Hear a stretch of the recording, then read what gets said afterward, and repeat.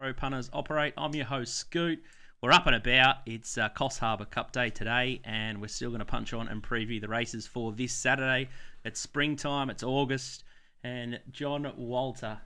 How are you going today, mate? Confidence levels leading into Coffs Harbour? What day is it? Coffs Harbour? Thursday. You counted out. Coffs Harbour today? Thursday, Friday, Saturday. So, hang on, there's Coffs Harbour Kembla, then tomorrow's going to... we've got... it's been a long couple of days. Why did they have to announce all that stuff yesterday just so my phone just blew up, even though I can't help myself? But it's been a long 24 hours, but we're chipping away. The dollar one-shot lobs and New South Wales have continued to increase prize money. We'll get to that in a second. But Nico and DK, how are you guys travelling down in Melbourne? Yeah, we're all right. It's been a bit breezy down here, Nico. A bit breezy the last week or so, last few days anyway. But thought we were getting out the back end of winter. But weather's been all right. But it's going to cool down a bit next week, and a few showers around. Must have been last night at Cranbourne, but a bit wet there today. But we're ticking along. It was pouring rain last night at about 12 o'clock around Cranbourne, so not surprised that track's your neck of the woods. Wetter. Yeah, so were you out in the car park there somewhere, Nico, or something? How are you getting that mail?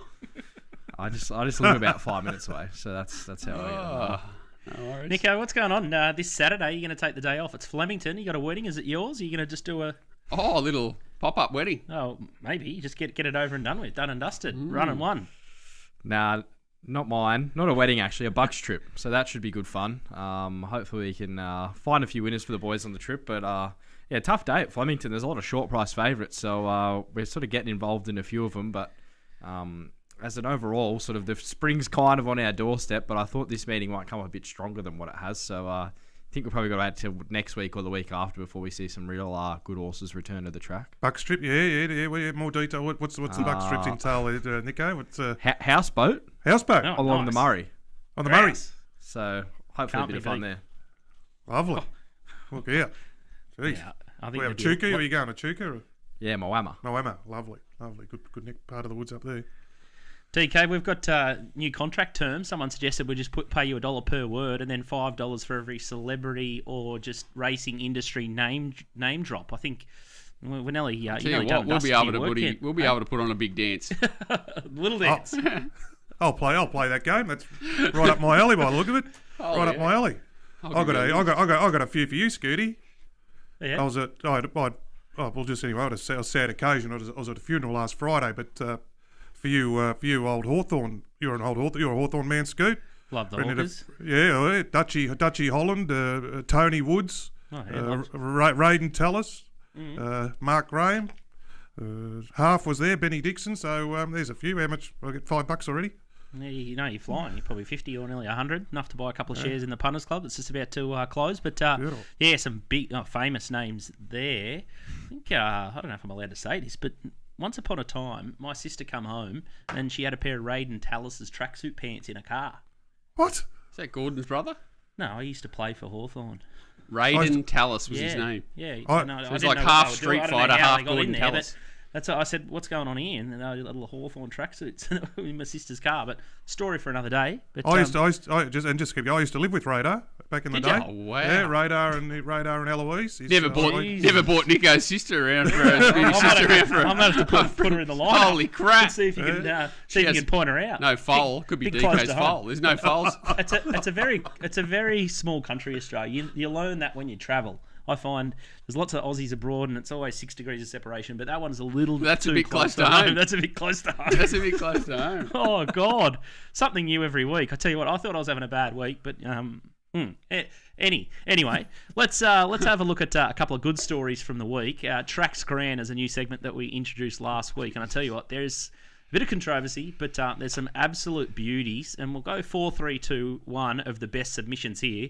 And the trots, known for a little, or they call them the red hots or cheats on seats, but this one's a tricky one because it's a roast pork with crackle and gravy at the Penrith Trots, $18 for non-members. So apparently it's amazing, and for the $18, really good value. But the rort here, they've used a stock image from Google, so they've not used a legitimate photo. So the meal exists, but the photo's fake. What about the level of sleuthing? Yes. Well, you should have seen it. Like about 6 replies down from the Track Scran. They were all over it. So straight onto the raw. They're like, oh, here's a raw. They've Googled roast pork pork and found the they've fake photo. Jesus Christ, that's a big effort. So if anyone can go to the Penrith Trots or is a regular out there, make sure you take a photo of the real one. And the broccoli looks like it's been give you a rehydrated too. Doesn't look like the old broccoli's real fresh there. So you think they could have put a bit better effort into the Google image? I don't know about all this, Nico. What's I mean, that? that's like going to legends at Moonee Valley or trios at Cranbourne, where they've got the big bistros and the proper kitchens. Are you actually at the track? Yeah, it's not actually at the track. I might have to apply some exclusions here, Scoot. I don't know about all this, but that'd be from the Penrith Leagues Club or something. Are they connected to the Trots or something like that? That's probably what's happened there. I've got no idea. I wouldn't probably set foot out there I'm myself. tipping very strongly that's not what it looks like, regardless when it pops out. Righto, the third best here is it's a Hawaiian pizza from the Valley. I think there's a food truck out the front on the lawn, so anyone can access it. This was mine. And this is $19. Is that you, Nico? Yeah, this was my submission, so I made it. You made the page, $19. mate. I tell you what hasn't made the page. Where's the pineapple on the pizza? I think I can count 4 pieces. Honestly, I did read the replies on that, and there was a lot of replies sort of saying how sort of grim it looked, and it tastes a lot better than what it looked. I thought it was like, if we're going to go like El Presidente style, I've got like 6'8" maybe. 6'8"? Wow, that's It high. wasn't a 6'8", cheap pizza. Like Because they've got the proper wood-fired oven they put it in there, haven't they? yeah, it only took a few minutes sort of to heat up. That's a crime about the level of pineapple on that. And I don't think inflation's hit pineapple yet. Fair enough, they might have been cut back on the expenses or something. They're still charging the $19. Not bad margin in that pizza, I'm tipping. Jesus.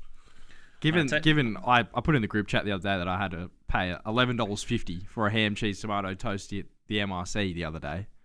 $19 for a pizza, given that. I don't know. And the MRC pride themselves on their value for food and beverage. They didn't go kick up the butt for that one. That's a Nico, big markup. You got a name and shame. I need to see. You need to go get it again. I'm happy to put that in the receipt with the date with the missus, and I'll share you the $11.50. Send it into Scran, and let's have a look at this $11.50 I've got ham and one cheese question sandwich. before you end it. That's unbelievable. I got one for $7 at the Gold Coast Turf up there. They're just ham and cheese, but did they cut it into 4 for you, Nico? I got it cut into 4 on the old school plate. I thought that was pretty good. No, it was just in half. So see, even different worse. level at the Gold Coast. I got told, obviously, the Racing Rant are good friends of ours, and apparently Glenn Pollitt or Lambourne went to the races at Rosehill or Randwick. I'm not sure, but they went there, and I think it was like a serve of chips with a sandwich for like $13 or $15, and then they went there the week after, and they only gave 3/4 of the sandwich. So they'd knocked off 1/4 of the sandwich and took it out of the pack. So they don't even give you a full sanger. That's not possible. It's a Pollitt story. It's not possible. It's a Pollitt story. Yeah, well, you sort of take 25% off most of what he says anyway, so that's probably pretty right. Okay, to get through this segment, because it feels like we could be here all day, the next one is the Rissole. There's more? Mate, Now there's you're 4. talking. Now you're talking. This is real blue collar stuff here. Rissole, onion and gravy from Forbes races, $4. Have a look at this. Yeah. I'd rather 5 of those That's than a Track Scran. $19 goddamn roast. I Correct love weight. everything about this. There may or may not be butter on that Rissole, like but I it tell you is. what, the price point at $4, they probably get you in for 2. Like it's just that tipping point. Like I You'd could have eat 2 2 when of you those. got there, Hey? 2 after you've done your ass, and then 2 if you've got out late. You'd have 6 on the day. With onions too. Yeah, That looks Lovely. outstanding. A bit of onion and gravy on there. That's But awesome. I think that the Scran of the week, this is an absolute beauty. And crap. for $10, this is magnificent. It's a piece of art. There's been people comment from Scotland, from England, from all over the Look world at for the this gloss one. on it. Hey? It's got to be a G up. Look at the gloss on it. Have a look at this. No, I think it's legit. But again, this is probably just in one of those nice little Walko's tea rooms. Photoshop that. Pie mash peas with gravy from Gundagai for $10, and I tell you what, that is outstanding. And I think one of the best comments that I saw, there was a bloke that wrote in and said, "This is the proudest moment I've ever had to be from What is Gundagai. It's his town's pride and joy." This, and I think it's I've got right. Pie in there. I think it's outstanding. I've never seen a pie shine. That's Mushy pea Yeah, pies I are big in Adelaide. They're big thing in Adelaide. I couldn't eat that. It looks too nice. I couldn't eat it. I couldn't touch it. My only thing there's the peas and gravy on top of the pie, Nico. Oh, jeez. I said I had the same at our good friend. I was at lunch at Bobby O'Kane's on Sunday at the All Nations Hotel in Richmond. That's studio. $5. And I did have the pie with the mash and the gravy and all that, but the gravy was down the bottom, not soaking the pastry on top. So I don't know. That'd be Surely the bottom's more dangerous because the arse falls out of it. No, it's sitting on the mash. Oh, okay. Yeah. bit protected. Bit of a shout out to Bobby O'Kane there. So the next couple of free feeds will be going at Yeah, you DK's just way. paid for a couple of pies there. Well done. Mate, outstanding. I tell you what, Johnny Walter mentioned it at the start of the show, and I guess it's not really a bombshell. It's, I guess, just another kick in the teeth, and the punters are paying for the show. They always have, always will. And it was funny, all these announcements in prize money. We thought it might be a bit of a square up with the big dance, and it was actually having the inverse effect, and all the country trainers were getting sort of pushed out of their own races by strong ballots from the Wallers and the big stables. I noticed Chris has only got one in the Coffs Harbour Cup today, so he might have pulled his head in a little bit. But it was interesting. They've pumped up all the prize money for the Everest Days in this new sprint series, and then Walt's tweet nails it. We'll put it on screen now, and he said, one? Well, God, I did about 20. Oh shit! You went crazy, but I thought this was a good one. So country racing gets the same potential increase for an entire year that they're increasing the city for a few days. Gee, I wish they would pick up the phone and ask all the country trainers how they are travelling mentally and financially. I think it's a pretty strong point, and there's multiple people that have tweeted in and said it's the same top 5, 7, 10% of people that will continue to get all the prize money. And there was one girl, I think Chrissy, who nailed it and said similar along those paths, and she was just crying out for staff at lower levels to actually get an increase in prize money. And then lots of trainers chimed in and said that they just can't find staff full time, flat out. So here's can't afford it. Or can't afford it. So it definitely is lopsided, and it seems like they've missed the boat here, and it just seems like they've just tried to fire more shots over the bow at Victoria. And now, I guess the sprinting ranks, if you have a look at the next graphic here from Racing New South Wales, you'll see that all the sprint races for the Victorian Spring Carnival are now going to play second fiddle to this sprint carnival that Racing New South Wales have created. So the Concorde goes from 160 to 500. That's okay, I guess. But the Shorts goes from 500 to $1 million. The Premiere, same. The Kosciuszko bumped up to $2 million. The Sydney Stakes, 4 times in value now, 500 to $2 million. And then the Nature Strip Stakes is $1 million to $3 million. For the money they've spent here, it's hard to justify how necessary that is. If I think there's a big bonus. There's a $6 million bonus attached to it that Sportsbet are going to pay. That's scary. Sportsbet are now in the conversation up in New South Wales, which is mind-blowing because the TAB have gone into bed with all the AHA and the hotels about this Aussie Fair Play Coalition, which is just crazy. So I can't work out. I can work out and understand the strategy, but the spending over the top at the expense of the punters, and then I guess there's just that little slip in of the POC tax mentioned. The microcosm of that yesterday, you would say that the country element to it is to stop the backlash from the other element if they announced it directly, which is their real main objective. And again, like you say, that Nature Strip, trying to go head to head with what's the race on the same day. There's a Group 1 in Melbourne on the same day, sprint race. That's what that Nature Strip falls on. So, and prize money, really, the reason why I sort of wrote that is because it just you can't believe it, that this is their big announcement. It's going to help so many people. Prize money helps no one. It really does. Okay, you've increased $2,000 a race. How does that help the guy who trains 4 winners a year? How does that help him? It just doesn't. It doesn't matter how much prize money you throw at it, and that's kind of my point. They're just missing the point so far. The people, they're increased the highway to 125. Okay, well, what about the poor trainer in Wagga who buys a horse for $20,000 with a group of Wagga owners? They've got no aspirations to race in Sydney ever. They don't care. Yeah, they want to race in Sydney. So they win a maiden. They win a benchmark 58. Now they can't race their horse anywhere but the provincials or city. They're the people that are really suffering because they can't even race horses in their own area. A horse is worthless once it's won 2 races unless you want to go to the big smoke. And there's a million other issues. But like they said, staffing, rising costs of transport, feed, everything. It's just all out of control. Sort of subsidising all of that and making it viable and tenable seems to be a much more, sustainable I'll just pop two Yeah, more stop me. tweets up on the screen, and then I'll throw it down to the boys in Melbourne. But Dan O'Sullivan nails it here. Put aside the overtaxing of punters, surely the strategic plan for racing should now be about reducing cost to own and train a horse and various staffing issues. Why not put the 50+ million into strategic subsidies? The threats to a better industry in the long term and not lack of prize money. And a good reply here is from a bloodstock agent, Seamus Mills, which was, I found, somewhat comical. He, I think, agrees to some extent. If you're talking about long-term threats to the industry, the vast majority of those funds need to go into welfare and addressing the elephant in the room. Then what's remaining into staffing and upgrading facilities, including an all-weather track, which New South Wales seem to have buried their head in. And I think today's a prime example. We've had nothing but sunshine for the last 2 weeks, Walt. Coffs Harbour, and warm too. It's been warm, hot. I think they've had a couple of mils of rain a few days ago. I think there's going to be 4 to 8 mil hit tomorrow. So we're blessed that hasn't hit. It should be really a good 4. And what do you think it'll be? Yeah, well, I sort of didn't believe it, so messaged a couple of trainers that train on track there, and they said, no more rain, 8 at best. I was like, yeah, okay. And I remember saying to Donnie, I'm like, mate, this can't be right.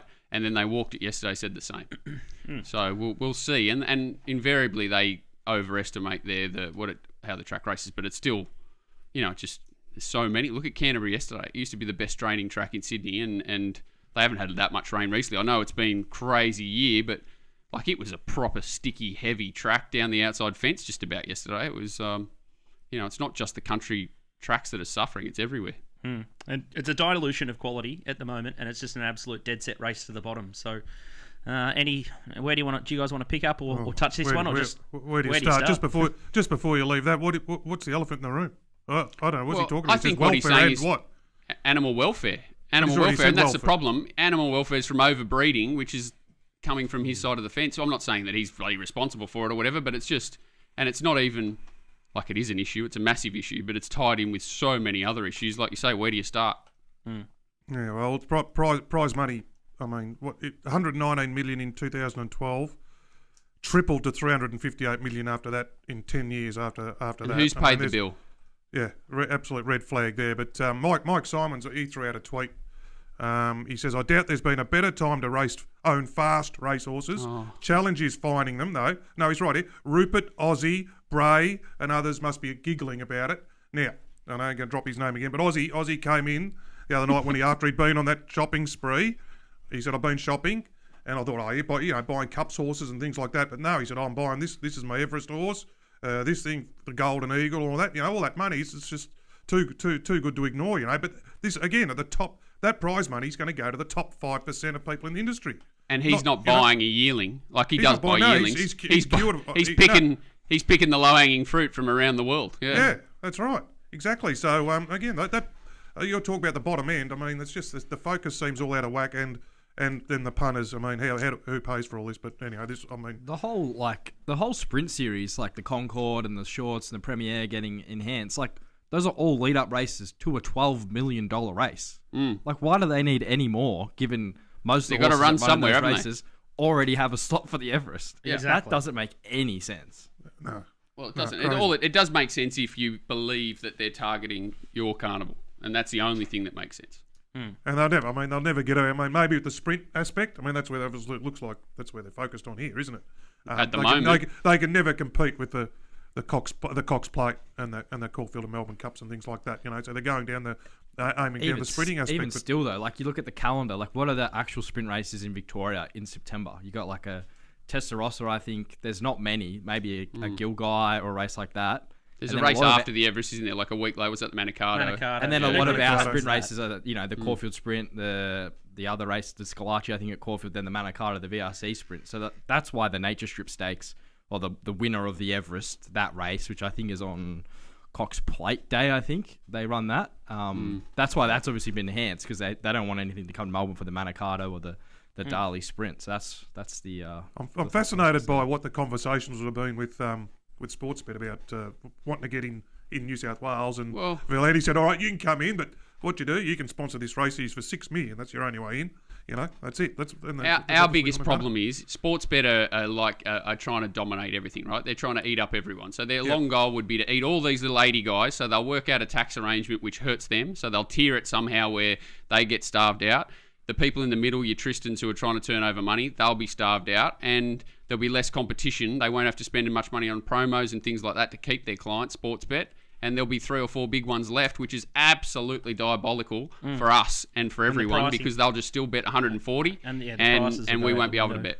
Yep, it is absolutely on a nice edge at the moment for professional gamblers, semi-pro gamblers, and just rank and file, I guess, trainers and people at the bottom end. I really struggle to think how this is going to just be drawn out for a long time, and it won't be until things reverse and turnover starts to really get eaten. And someone tweeted through that greyhound racing in SA is already starting to feel it. And the poorer states, they just won't be able to keep up with this. So the dominoes are going to start to fall soon, and it'll be interesting to see what happens once. And we didn't even touch on the 15%. Like you did mention it, but we didn't even turn it. Oh. It only can go one way. Oh, exactly. Yeah. Anyway. And Andrew Jones, actually, I was driving in this morning, and he was going to be on the radio after I'd already got out of the car to come in here, who's the new CEO of their boss of Racing Victoria. So he was going to give his response to what that was yesterday. So I'll listen to it or get on the way home. But I'm sure he would have had an interesting measured response. But it'll be very interesting to see what it'll be. I've heard from three different. You go. They've already shown their hand, like the Racing Victoria and all that, announcing their prize money increases the other day to the big races, which I thought made a lot of sense given what's happening up in New South Wales, and they're trying to obviously steal our carnival a bit to have the bonuses for the winners to continue on the series. I thought that was very smart by Racing Victoria. Not a bit of bias there, but that did make a lot more sense than just putting money straight into the prize money. Like, obviously you want to keep the horses that are racing well. Like, yeah, that I thought that was a good counter, considering you don't want to be adding $1 million to these races just for no reason. Like, I think giving it to the winner and sort of making them sort of progress on is a smart play. I've run into 3 people in the last week that have met with him, or met with him, like even at sort of functions and things over the last few weeks. All of them fairly well respected, you would say. Not going to not drop names, so I don't get the $5. But he has asked individually all of them the same question. I've been in racing 5 minutes. What can I do to improve racing? And they're not all from the same sort of sector of racing. They're all from different parts. None of them punters, unfortunately. But he's asking them all the right question. And I don't think you bring that topic up unless you're open to hearing a response and you genuinely care. So, all good signs from that fella so far. Andrew Jones. Hopefully, he's the white knight. But, it's definitely interesting times at the moment. Sometimes the best things in life are free, and the next best thing is Manscaped, and that's 20% off. So if the missus is happy, you're happy, happy wife, happy life. Nico now knows that. He's all loved up. But the lawnmower is the must-do, and that's if you want to go the full Nick Rewalt. I tell you what, I'm prepped to the minute for this stream today. Walt and Don here in the chair, but the only thing I haven't done is do a top-to-tail shave down, and I'd be in peak condition. But this little fella in my hand, you can get it done in about 25, 30 minutes if you're in a hurry. And there's no better feeling than being freshly shaved. Hey? If we get an all up or something, I might do it on camera. So we might work out how long it takes the top to tail if we have a big enough day today. No, I'm gonna figure out how to sterilise it. I might it'll be a big. I've got my own mate and a charger, please. I thought it was cash in the bag. I'm ready to rumble. Anyway, and the weed whacker's a must for the nose hair. I tell you what, today's show's a beauty. We'll zip through it now, but is Don is good. The new Don. Tell you what, C. Marie. It was a funny ride. It got dragged all the way back. Bit of bad luck, maybe half a bad steer, but then it just absolutely roared. Not much in the field. He found a beauty for C. Marie, a little bit of a drift. As we said, wait, back it, and you'll get money. And I thought Huss on First was a pretty good run, and I think it'll improve off that. So not a bad start once he got his horses to run around the circle. And Go Wanji, for the followers from 2 weeks ago, it was a scratching, and it's come out and it was out the gate easily too, didn't it? It went like a rocket. Yeah, big drifter. So I think everyone will be on Huss on First and Go Wanji going forward. Pretty exposed. Walt got the chocolates last week. Wicklow was his best, but Dalcini peaked on its run, I thought, and I backed Dalcini until it hurt win and place. I thought it was an unbelievable find. And did it peak on its run? I didn't. It did, and they told me it paraded like a drowned rat, was what I was told. So obviously with a bit of improvement to come, or I'm not sure, but would have loved him to sort of stay up the inside and ride for a bit of luck. And unfortunately, you couldn't fault the ride. Like, it looked like it was travelling and that, but he did find the slow lane and did peak on his run. But it was probably and they didn't go quick either. So nothing really went its way. I thought it went okay, but it was just, that's why it was 20s. That's why, we sort of knew it was going to be like that. Wicklow was a beauty, though. And if Walt finds a short price wallet runner, you should the alarm bells should be ringing in your ears that he wants to back as opposed to lay those ones. TopSport Steamers, a little bit quiet last week. They tried to take on a horse called Extremely Lucky from the Will Clarkin yard, which went like an absolute Learjet. I thought that was impressive. Nico, the horse yesterday at Geelong from Mick Price stable, wowee, it went like a Learjet as well. Yeah, Extremely Lucky is going to be, he might be the beneficiary of a few of those prize money increases, given he's, I think he ran like 10 lengths above for his last 200 on punting form. Like, insane figures late. And then what you need yesterday, obviously, DK, you were all over that as well, sort of watching the races there. That was a big win. He didn't look like he got out of second gear, that horse. Jeez, we've had a few of them price. Is that the first starter? That was what's it called? Auries, Like, you watch it, Troy, but I got to think that a lot of people know a lot more about first starters than I do. I like seeing them turn up to the races, but gee whiz, the other day at Keitel or something, was it? The Pakenham Polly? Yeah. Just sat off and just went like a rocket down the middle, and they had those, last Geelong meeting, they had those two, Cardizio and the other bloody thing. Yeah. One, the OTI horse, big spruik horse, and then that thing yesterday. Geez, they got some cattle. And he's got Zara, Malum, and Lane knocking down his door wanting to ride for the joint, like, and Jamie and J Carr. Like, bloody hell, big. That's scary. That's scary on a number of levels. But they said the interview yesterday. I didn't hear it, which is incredible. Like, the confidence levels and I saw it was like 210 or something when they started the interview. It was dead set 180 by the time they'd finished talking to him. So you should have seen just like that avalanche of money throughout the whole of betting, like early. And like usually they're off the map early, and you think, you might get a bit better late, might get to 230, 240 late. The second favourite went second in town to Geiger kick, like rock solid. Yeah, so it was crazy. Rarely seen. The Pakenham and used to be the Caulfield Mafia, but I think the Pakenham and Cranbourne Mafia, the old Caulfield trainers, I think they would have been all over that one. What you need, I think the horse is called a Sapedo, and I think Sapedo got a winner in both states yesterday. Could be the new Super Sire. Breeders, we love them. Yeah, well, it was not a bad horse, was it? But it's yeah. Anyway, plagued by injuries, Sapedo. Yeah, the one in Sydney was by Sapedo, wasn't it? Yeah, both of them went like a rocket. Super Sire. Next, another couple of 100,000 at the. And it looked nothing like Sapedo. I remember looking at it, going, "Yeah, it was weird." So anyway, he might be versatile.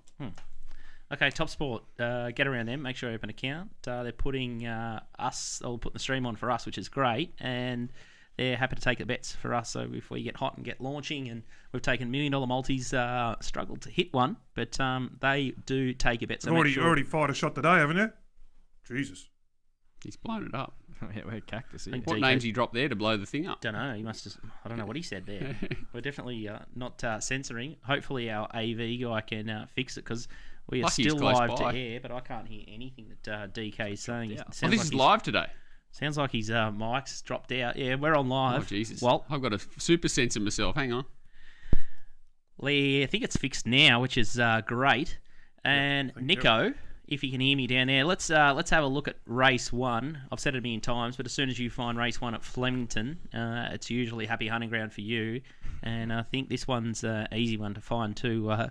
Berkeley Square is $2.30 favourite here. Proscenium Arch is $5. Black Max $6. Pelagio $6. Castilian, I've been Castilian all week, $13. And Taught You Could $17 is the market here, over $1,400 at Flemington. Nico, we're going to have a look at Berkeley Square last start. Yeah, it's not hard to find, is he? He's back last in the lime colours here. Just sort of weaving his way through the field there. Lana Kelly likes to sort of stay in when she probably should have gone out there looking for the gap. This is a big run. 6 of the 4 is the 74 fastest of the meeting. 4 of the 2 is the second fastest of the meeting. So he increased his speed by about 3.5 lengths between sort of the 6 and the 400 metre mark, which I think was, given he was held up for a bit of that, hit the line very strong there and was super strong late. I think he'll be suited staying at 1,400 metres. Craig Williams goes aboard, which looks a positive jockey change from Alana Callity. Goes barrier 1 to barrier number 3, which also seems a positive. So, look, I thought in a race where he looks like the most progressive horse here, I think at sort of 2:30, it looks like he'll be very hard to beat, and I sort of thought he should just be winning this with any even luck. So I thought he's probably one of the better bets on the program there at Flemington. If you can hear us. Yeah, we didn't get a word of what Nico said there, but definitely a runner to find, and not surprised that he's found that runner. And at 2:35, we can probably lock in the price. I'm going to scoot along, and we're going to have a look at the Auries Star. Hopefully, I can get Nico back in my headphones, but I'm definitely flying blind at the moment. King of Sparta, last start winner, $2.40 here, shooting for gold. 420, Serious Suspect 480, Stage Man 650, Calcani Royale $10, and then Just Folk 15, and then Romancer, where he can pull a big run at odds fresh up the straight. And thoughts here, Nico? Yeah, I think King of Sparta's a favourite you probably don't want to oppose. Sort of 240 now. He was 280 yesterday, so there's not a lot of margin in a lot of these markets. Good win first up. Ran some really big figures there at Caulfield. I think if he can replicate that here, that sort of figure, he's going to be right in the finish. Zara goes aboard. I think it's going to be a real sort of crucial rider over the next few weeks, given he's been away on holiday over there in, I think, Europe he was. So he's going to be nice and fresh. And when he combines with Snowden, especially in these colours, he seems to like he gets the job done. So I thought it's another race there on Saturday. The favourite probably looks hard to beat. Stageman's probably the horse that's going to be having a crack at him late. Brings over some good WA form. Doesn't win often, but that's probably due to his pattern. He gets back, he runs on, he runs second in the Winterbottom. He's run some enormous races over there. Comes over here for Daniel O'Brien. The jump outs weren't great, but he may just be sort of a racetrack horse, and the straight could suit him. So I thought they were probably the two chances. Serious Suspects in the game, couldn't take 480. I thought Shooting for Gold was pretty short at 420. I thought he was more like a $7 chance. So King of Sparta on top, Stageman probably the danger. You could probably play the race that way, and I think you'll get a result. But I think King of Sparta is going to be pretty hard to beat. Looks like he's found another easy enough race there, given he's probably not blessed with a whole lot of ability. He's not going to be facing an Everest or anything like that, but he might have found just another little gimme there down the straight. Yeah, the beauty of live TV here, I can't hear a word Nico said there, but I would have thought the interesting runner for me is Just Folk there from the Josh Julius yard. I think you need I think in the past you've seen some milers and horses that are looking further, can sprint really well fresh up the 1200 there at Flemington. So big watch for me, and a little sneaky roughie with Craig Williams on, probably the best jockey they've had on it for a handful of starts, and he's in absolute peak form. If the inside of the track, the field's small enough, I think that'll all go to the inside rail, I would have thought, unless it's chopped right out, they'll all be in a pack at the middle, so it should get a chance. Let's have a look at race number 8, which is the next of Nico's here. And it's Nicolini Vito, last start winner's favourite here, $2.25. Zoltan from the Wild Camp, $7. William Thomas, $9.50. Winning partner, $10. Mr. Exclusive, $12. Reckoning, $12. Bams on Fire, $13. Shandy, $15. Macram, $16. And Better the Rest. Nico, we're going to have a look at Nicolini Vito, last start win.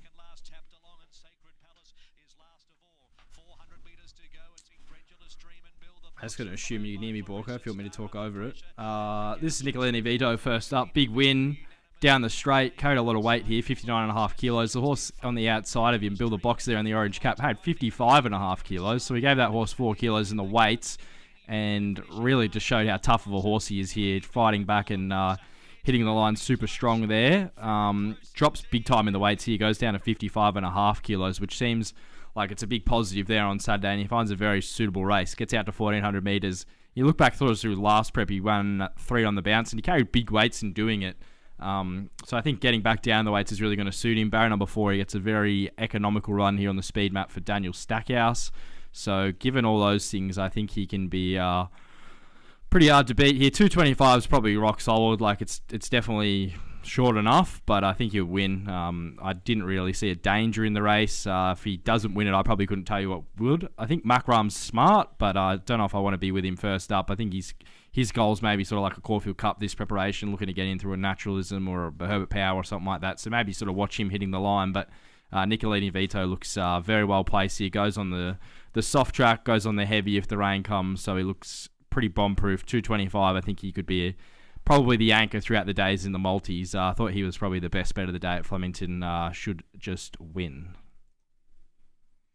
All right, should just win. So I can just start to hear Nico. But what we might do is we might just take a 5-minute commercial break, and let's see if we can just get some cohesion between the Melbourne and Gold Coast studio. But Nico just rattled off extremely lucky and the benchmark figures. So that's definitely a horse you can find if you use the punting form tool. So if you want to expand your horizons for your form analysis, make sure you check out puntingform.com.au. We'll take a break, try and fix some audio, and we'll be back live in 5 minutes. Thanks, guys.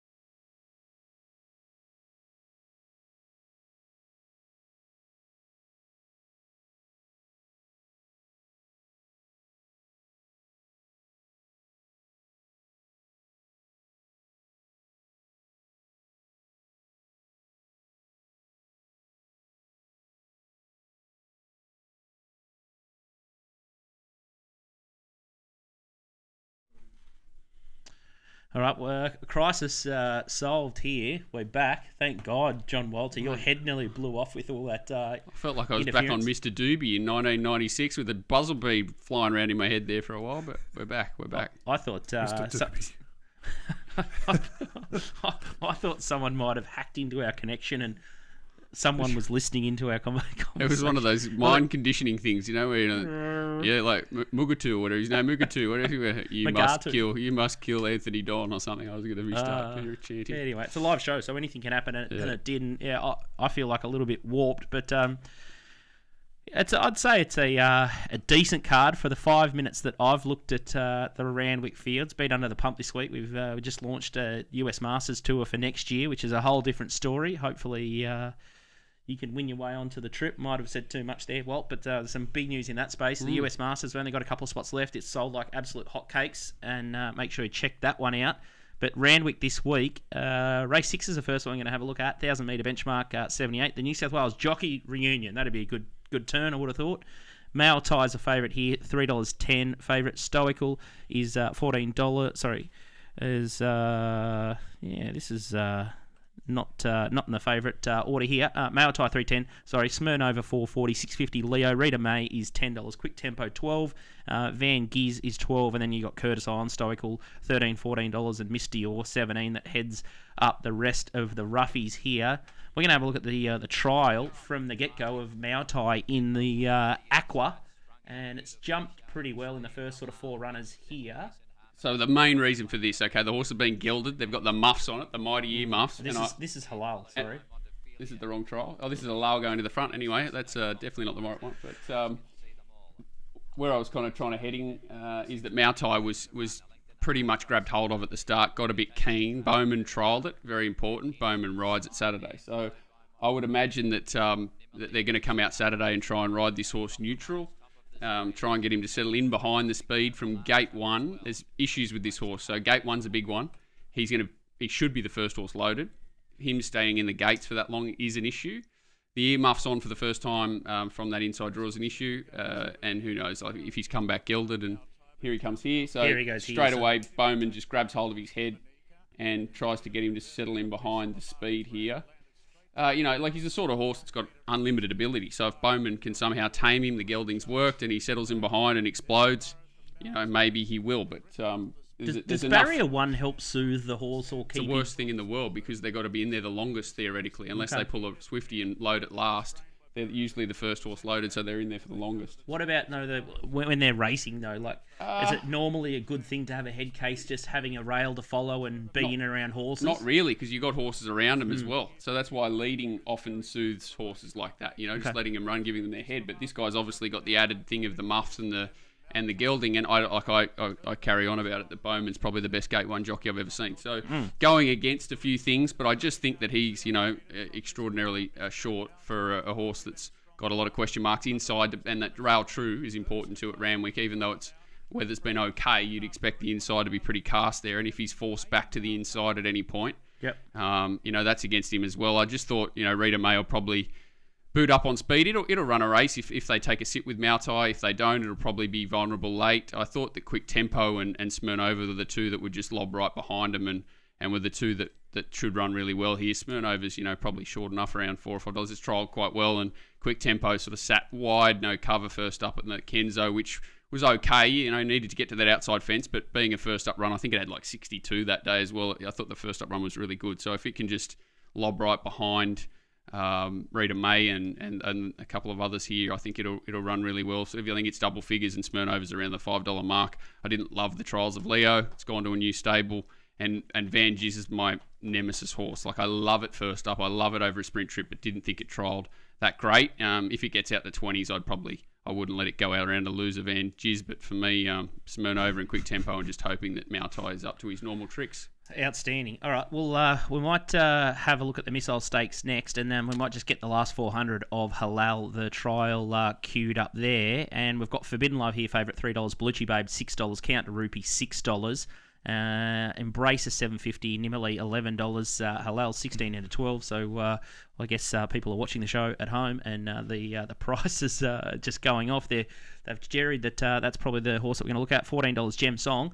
And let's have a look at the last 400 of Halal. Jumped straight on the bunny, and he's got Will Pike. I'm not sure if that's a positive thing, being a leader, but there he's out in front. He's not a leader, is he? He is in this trial, but he's not a leader. But what is good is that he led in this trial, that he showed that he's nice and fresh.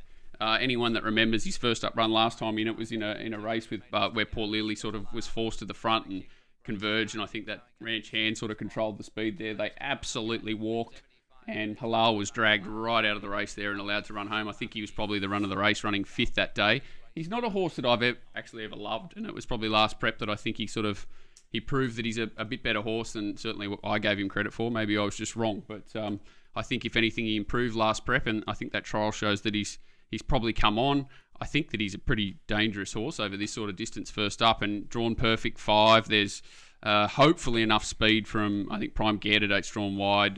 Forbidden Love's drawn out there, and we'll have to come across with it. A horse like Embracer will want to be up on speed, and hopefully there's enough of them that just put enough speed on. Hopefully he settles midfield at worst. And as I said, I sort of assumed he'd be closer to 4-1, 5-1. I don't think he's any moral by any stage. I just think $16 just looks big price. Just wrong. Yeah, just looks wrong for a horse that I think they're judging it as a miler, and I don't think it's a one-trick pony anymore. Interesting to see how a couple of these horses will resume. But Well, fascinating. they're all race. resuming too, which is a good thing for Halal because they're all vulnerable as well. There's not too many horses in this race that are ready to go. Nico, any yeah. thoughts?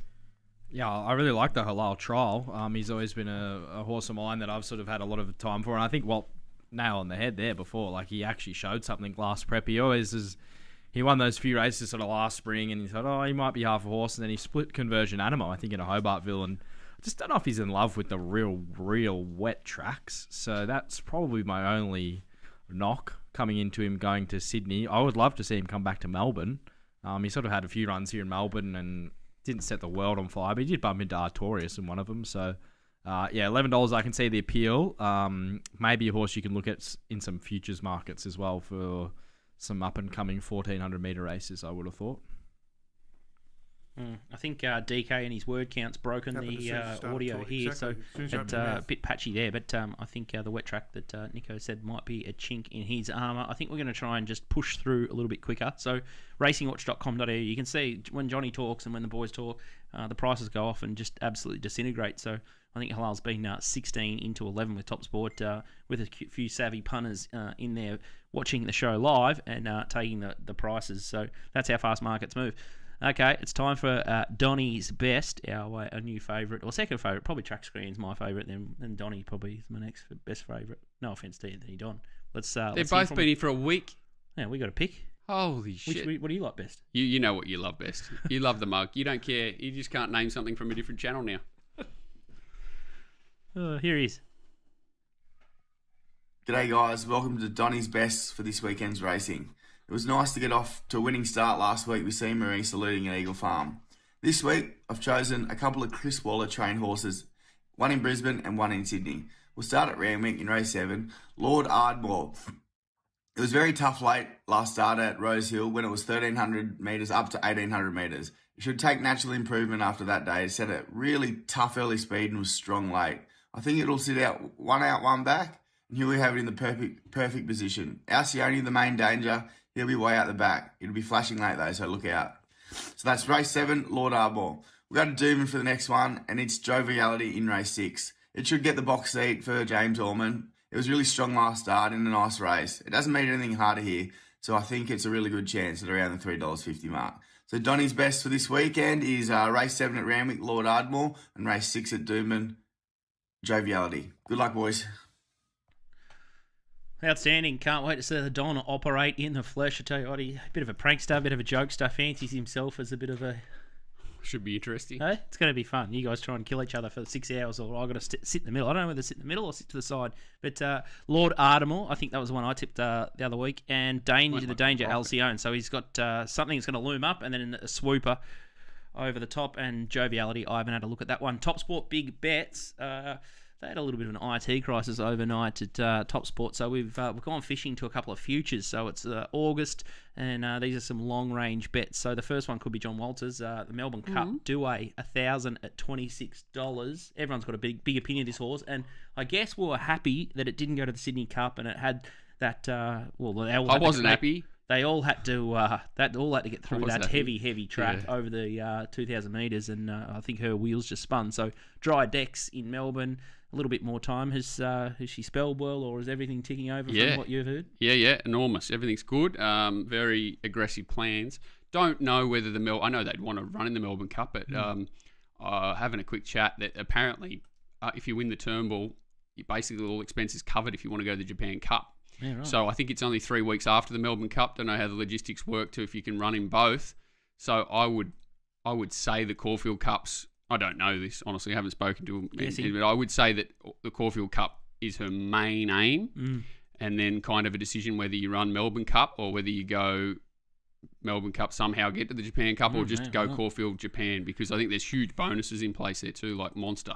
And I think you basically your expenses are covered if you want to have a crack at it, which is, sounds like a bit of fun, doesn't it, to go to a Japan Cup? Ooh, just like the trick is, like, once these horses, you just see so many horses get to 3,200 at Melbourne Cup, and it just destroys them forever. So it just busts them up. So it'll be interesting to see what way and if they gamble. I guess.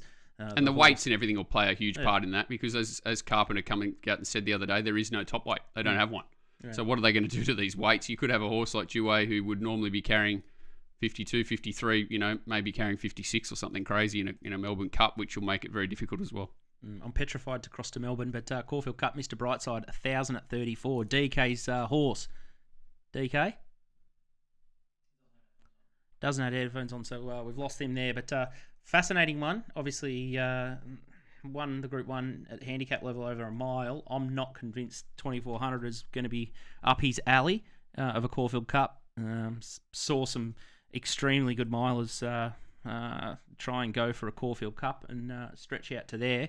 But I'm not sure that he's looking for it, but time will tell. And then the Cox Plate Real World's another one, 1,000 at $26. So that was probably another one that I was trying to look for Nico's insights there. But I think that's a wrap from us. We've completely lost audio from the boys down in Melbourne. I think DK's thrown the headphones off.